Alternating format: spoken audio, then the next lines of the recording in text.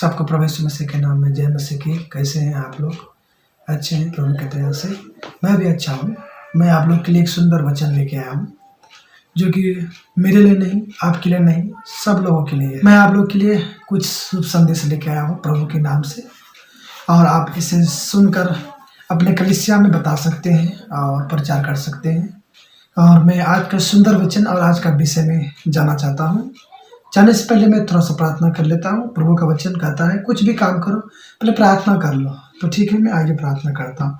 धन्यवाद कि योग परमेश्वर, आज का वचन के लिए प्रार्थना करते हैं। जो आज का वचन को सुनेंगे और सीखेंगे और समझेंगे और उसको लागू करेंगे पिता अपने जीवन में, पिता परमेश्वर उस वचन से पिता उससे आशीष मिले।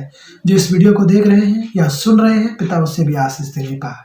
मेरी प्रार्थना को आपने सुना, उदा करता है यीशु के नाम से मांगते हैं, आमीन। और आप भी बोल सकते हैं हालेलुया, जय मसीह की। तो आइए हम आज का विषय पर जाएंगे। आज का विषय है, जो पौलुस ने हमें एक सलाह दिया है, और पौलुस ने हमें 5 सलाह के बारे में बताता है।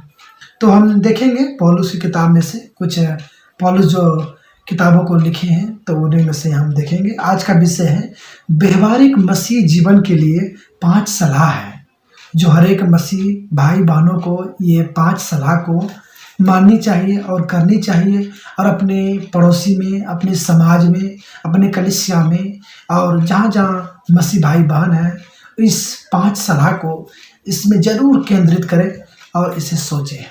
तो देखेंगे 5 सलाह में से हम पहली सलाह को देखेंगे कि हम एक दूसरे के लिए उन्नति के बारे में सोचना है। पहली सलाह, जो हमारे जीवन में किसी को आप जब देखते हैं दुखी, तो उसको उठाने की कोशिश करेंगे या डुबाने की नहीं, क्योंकि परमेश्वर ने हमें उस दलदल के कीचड़ से क्या किया है, उठाया है, और उस दलदल के कीचड़ से हमें निकाला है। तो हमारा काम है, आपका काम है कि इस सलाह को मान करके, उस सलाह को उपयोग करके देखें कितना आनंद, कितना शांति, कितना सुख मिलता है। तो आइए वचन में से देखेंगे कि 5 सलाह में से पहली सलाह जो है कि एक दूसरे के लिए उन्नति हमें करना चाहिए। वचन में देखेंगे रोमियो की पुस्तक और उसका 15 अध्याय, उसका 1-2 पद पढ़ेंगे। देखते हैं, हम बलवानों को चाहिए कि निर्बलों को निर्बलताओं को सहे, ना कि अपने आप को प्रसन्न करे। हम में से हर एक अपने पड़ोसी को उसको भलाई के लिए प्रसन्न करे कि उसकी उन्नति हो। हालेलुया। हम ऐसा काम करें जो पड़ोसी को लगे कि मैं एक अच्छा काम कर रहा हूँ और मैं इन पड़ोसी को प्रसन्न कर सकता हूँ, और जो गिरा हुआ है मैं उसको उठा सकता हूँ, उसके बारे में उन्नति कर सकता हूँ, उसके बारे में सोच सकते हैं। आप परमेश्वर के दास हैं या प्रभु के चेले हैं या प्रभु के महान अनुग्रह और सर्वव्यापी दास हैं, तो आप इन चीज़ों को कर सकते हैं, अपने जीवन में लागू कर सकते हैं। और दूसरी बात जो हमें सीखने को मिलता है, उसी का 14 का रोमियो की पुस्तक 14 का 1 पद पढ़ेंगे। जो विश्वास में निर्बल है, देखिए समाज में कोई निर्बल मतलब शक्तिशाली नहीं है, उसको उन्नति करने की कोई विचार नहीं है या सोच नहीं है, तो आप क्या कर सकते हैं। यहाँ पर लिखता है जो विश्वास में निर्बल है। हमारे कलीसिया में बहुत सारे लोग हैं जो विश्वास में निर्बल होते हैं, कमजोर होते हैं। तो क्या करना चाहिए हमें? विश्वास में निर्बल है, उसे अपनी संगति में ले लो।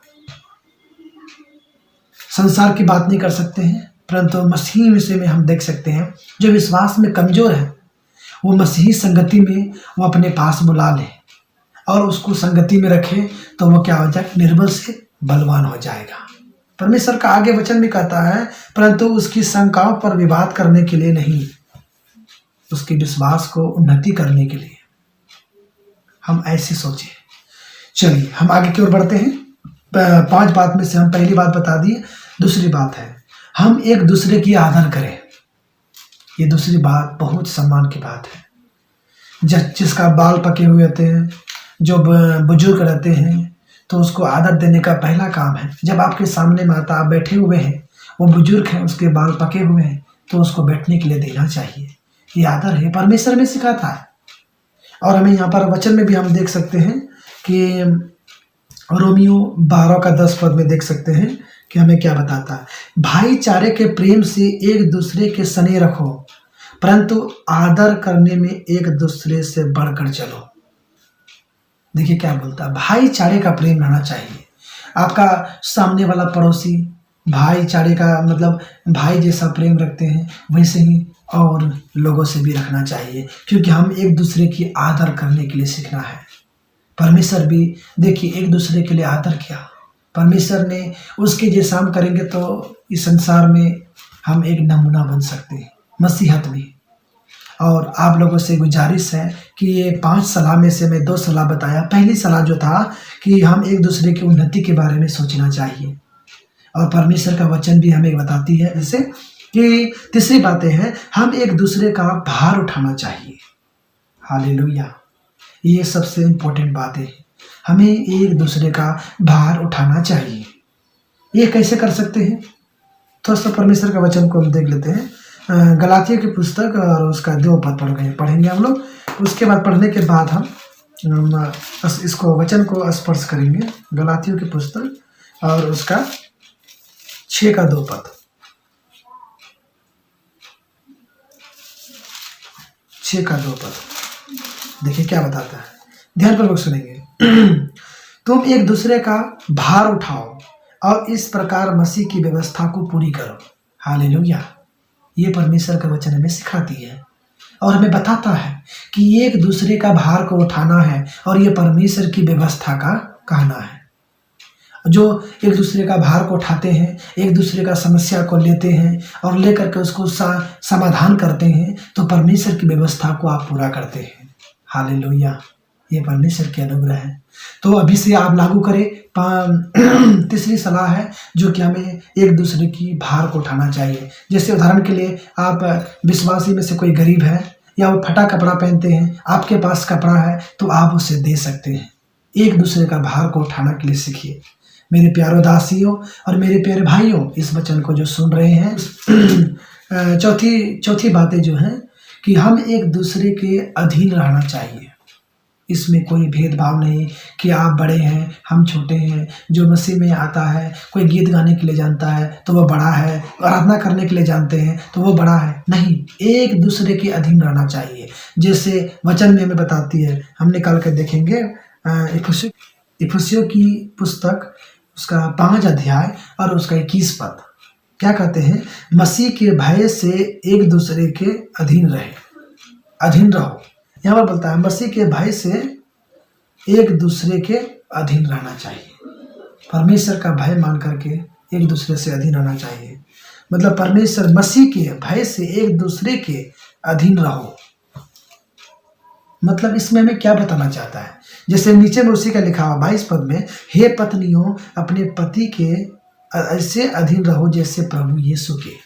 हालेलुया। 5वां बात, आखिरी बात, हमें एक सा मन रखना चाहिए। जब हम मसीह में आते हैं और प्रभु को ग्रहण करते हैं तो हमारा मन एक होना चाहिए, हमारा व्यवस्था एक होना चाहिए, हमारे जीवन में जो भी चीज़ें होता है सब एक होना चाहिए।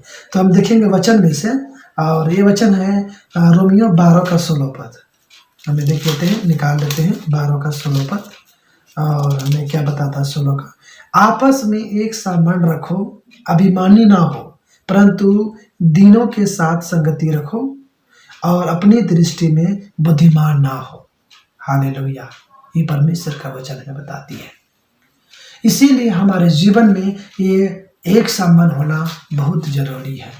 हम जितने भी मसीह भाई बहन पाए जाते हैं, हमारा सारा मन एक होना चाहिए, सिर्फ प्रभु के जैसा मन होना चाहिए। ऐसा नहीं कि वो तो वो करता है, वो तो ऐसा करता है, वो तो ऐसा करता है, नहीं।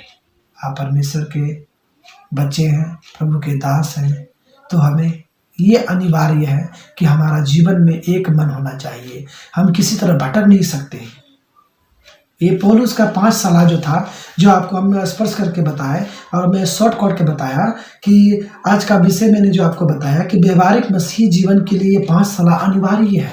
जब हम पड़ोसी में नमूना नहीं बनेंगे तो प्रभु के लोग पर कोई भी वो अच्छी तरह से नहीं देख सकते हैं।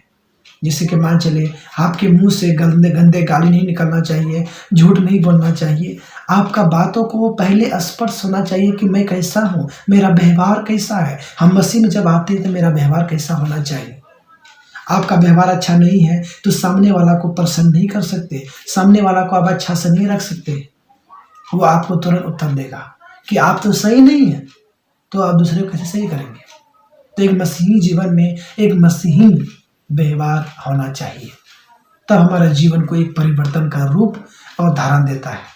तो मैं आपको पहले बता दिया, फिर से मैं आपको याद दिलाना चाहता हूँ कि पहली जो बातें था, सलाह जो था पौलुस की ओर से, और पौलुस एक आत्मिक भरा हुआ व्यक्ति था, और वह आत्मा जो प्रभु का आत्मा जो कहता था वही पौलुस हमें बताती थे।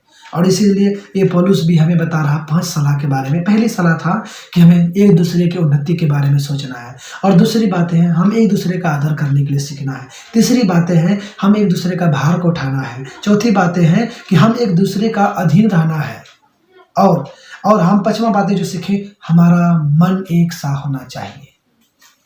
ये वचन आज हमें मिलता है। आज का विषय यही था, और आज का वचन भी आपको सुनने को मिला, और इस वचन से आपको बहुत ऐसे आशीष दे। सबको जय मसीह।